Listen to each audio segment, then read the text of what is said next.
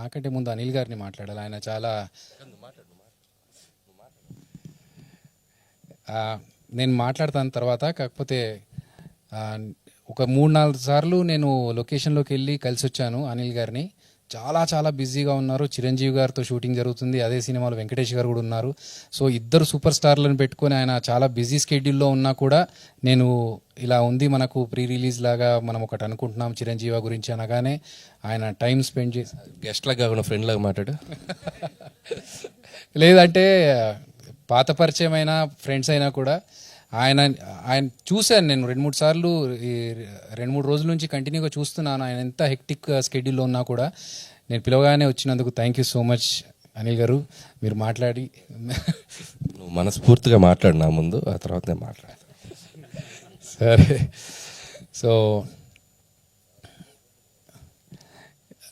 నేను 23 సంవత్సరాల నుంచి ఇండస్ట్రీలో ఉన్నాను.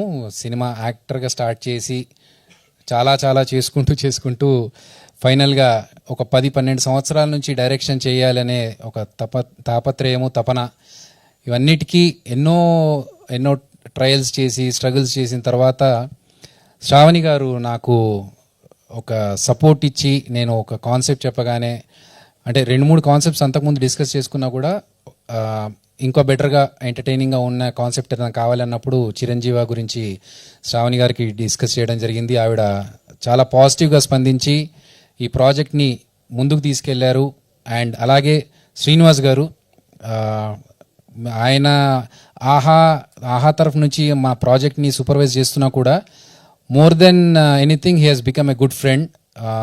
సినిమాలో సీన్స్ గురించి కానీ లేకపోతే షార్ట్స్ గురించి కానీ చాలా డిస్కషన్స్ చేసుకున్నాము. ఈవెన్ ఇప్పుడు పోస్ట్ ప్రొడక్షన్లో కూడా చాలా హెల్ప్ చేస్తూ ఆయన అన్ని సజెషన్స్కి పక్కనే ఉండి చాలా హెల్ప్ చేశారు Srinivas garu. So thank you so much Sravani garu and Srinivas గారు. అండ్ అలాగే రవికాంత్ గారు, ఆహా టీం అందరికీ, రాజేష్ గారు, మీనా గారు, మారుతి గారు, మేఘనా గారు, ఎవ్రీవన్ ఎవరైతే ఈ ప్రాజెక్ట్తో అసోసియేటెడ్ అయ్యి సపోర్ట్ చేస్తున్నారు అందరికీ కూడా మనస్ఫూర్తిగా థ్యాంక్స్ చెప్పుకుంటున్నాను. అలాగే సుహాసిని గారు అండ్ రాహుల్ గారు, స్ట్రీమ్ లైన్ ప్రొడక్షన్స్. ఈ సినిమా కోసం చాలా కష్టపడ్డాము. అవన్నీ ఇప్పుడు చెప్పుకుంటూ పోతే చాలా టైం తీసుకుంటుంది.